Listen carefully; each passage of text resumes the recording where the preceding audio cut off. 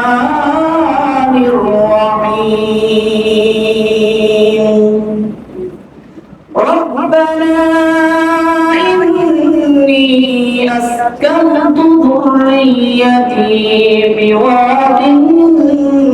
بواد غير ذي زرع عند بيتك المحرم ربنا ليقيموا الصلاة ربنا فاجعل أفئدة من الناس تهوي إليهم وارزقهم من الثمرات لعلهم يشكرون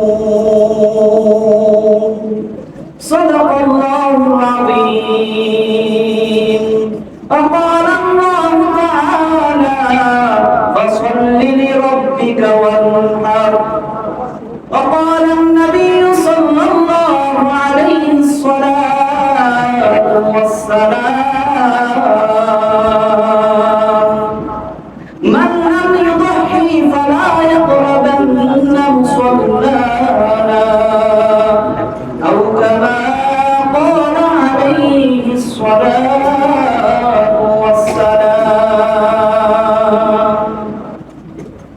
সম্মানিত হাজিরিন আল্লাহ রাব্বুল আলামিনের লক্ষ কোটি শুকর ও সুজুদ যে আল্লাহ রাব্বুল আলামিন আমি আপনাকে মায়া করে ইহসান করে ভালোবেসে গ্রামের অসংখ্য অগণিত মানুষের মধ্য থেকে যাচাই বাছাই করে সাদাই করে যে আল্লাহ রাব্বুল আলামিন পৃথিবীর শ্রেষ্ঠ জায়গা শ্রেষ্ঠ দিন এবং এমন এক জায়গায় বসে কোরআন এবং হাদিসের কথা বলা এবং শোনার মতো তৌফিক দান করেছেন সেই রব্বে কারিমের শুকরিয়া জ্ঞাপন করছি আলহামদুলিল্লাহ এবং সেই সাথে দরুদ প্রেরণ করছি সর্বশেষ নবী নবীদের সরদার আখির জামানার নবী নবী মুহাম্মদ সাল্লাল্লাহু আলাইহি সাল্লামের উপর যে নবী সাল্লাল্লাহু আলাইহি সাল্লামের মাধ্যমে একটি ঘুরে যাওয়া সমাজ সহজ সভ্যতা নতুন সংস্কৃতি খুঁজে পেয়েছিল এবং 360 দেবতাকে ভুলে গিয়ে এক আল্লাহর সামনে মাথা নত করেছিল সেই আল্লাহ যে নবীর মাধ্যমে আমি আপনাকে হিদায়াতের পথে আনলেন সেই নবীর উপর দরুদ করছি সাল্লাল্লাহু আলাইহি ওয়াসাল্লাম সম্মানিত হাজিরিন আল্লাহ রাব্বুল আলামিন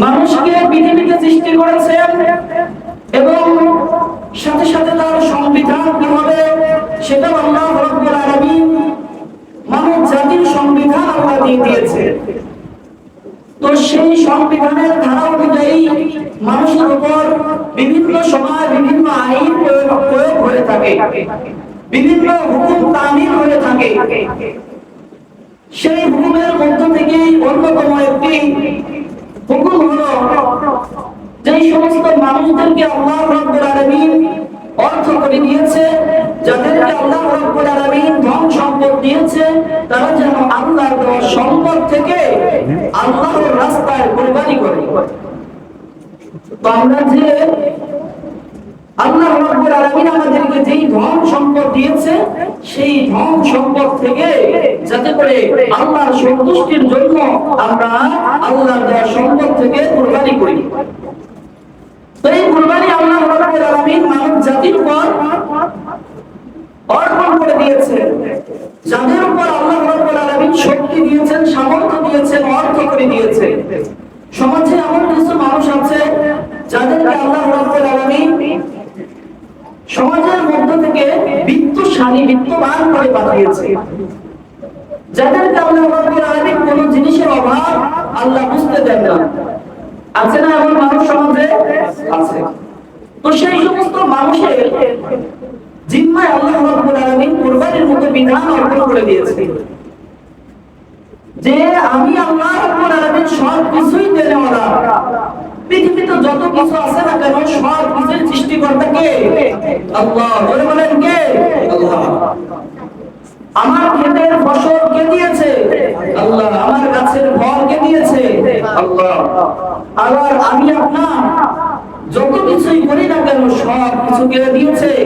আল্লাহ। তো আল্লাহ যদি দিয়ে থাকে তাহলে আল্লাহর দেওয়া সম্পত্তি থেকে, আল্লাহর দেওয়া অর্থ করে থেকে আল্লাহর রাস্তায় খরচ করতে সমস্যা আছে? সমস্যা তো হওয়ার কথা না।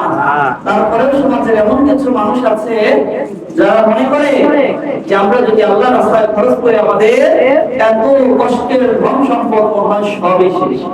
আছে না এমন মানুষ? তো আল্লাহ রাব্বুল আলামিন যখন কুরবানি দিয়েছেন, তো কুরবানির সাথে সংশ্লিষ্ট আমাদের সর্বপ্রথম জানতে হবে এটা এমন একটা বিধান শুধু আমাদের নবীর উপরেই এই কুরবানির বিধান ছিল না, বরং আমাদের নবীর আগে এমনকি সর্বপ্রথম মানুষ আদম আলাইহিস সালামের উম্মতের উপরেও কি ছিল? কুরবানির বিধান ছিল। কিন্তু প্রত্যেক নবীর উপর কুরবানি করার সিস্টেম ছিল ভিন্ন ভিন্ন। প্রত্যেক নবীর সংস্কৃতি ছিল ভিন্ন। তো আদম আলাইহিস সালামের কুরবানির সিস্টেম ছিল সে যুগে যে তারা সম্পত্তি একটা ফাঁকা জায়গায় রেখে দিত। তো যেই ব্যক্তির কুরবানি কবুল হতো আগুন এসে গ্রাস করে নিত। কুরবানি যে সম্পত্তিটা আল্লাহর জন্য দিয়েছে সেটাকে পুড়িয়ে দিত।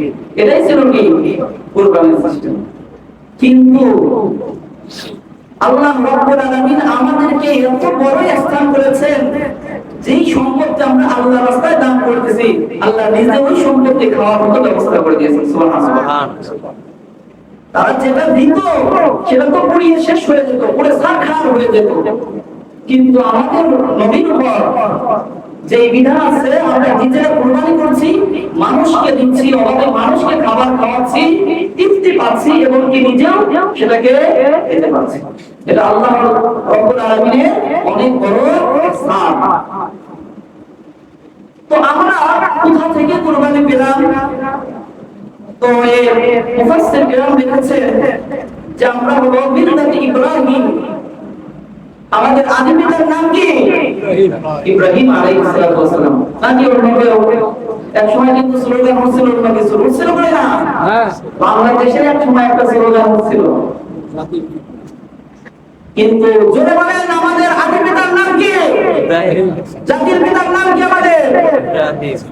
ইব্রাহিম। অতএব যদি কেউ কোন শাসক যদি আমাদেরকে ধোঁকা দিতে চায় সে কখনো আমাদের জাতির পিতা হতে পারে না। জাতির পিতা হলো আমাদের ইব্রাহিম আলাইহিস সালাম। কিন্তু কিছু মানুষ এটাকে বিকৃতি করে আমাদেরকে খাওয়াতে চেয়েছিল, আমাদেরকে বলাতে চেয়েছিল, আমাদের ঈমান বিধ্বংস করতে চেয়েছিল। কিন্তু যত ষড়যন্ত্রই করে না কেন সব থেকে বড় ষড়যন্ত্রকারী কে? আল্লাহ। সব ষড়যন্ত্রকে মস্যাৎকারী কে আছে? আল্লাহ। তো ইব্রাহিম আলাইহিস সালাম এই কুরবানির সাথে একটি অবিস্মরণীয় ঘটনা এর সাথে জড়িত আছে। কুরবানির সাথে ইব্রাহিম আলাইহিস সালাম যে রাষ্ট্রে থাকতেন সে রাষ্ট্র থেকে আমরা জানি নবী ইব্রাহিম আলাইহিস সালামের উপর কত বিপদ গিয়েছে, কত নির্যাতন তিনি সহ্য করেছেন, যেটাকে আগুনের মধ্যেও নিক্ষেপ করা হয়েছে।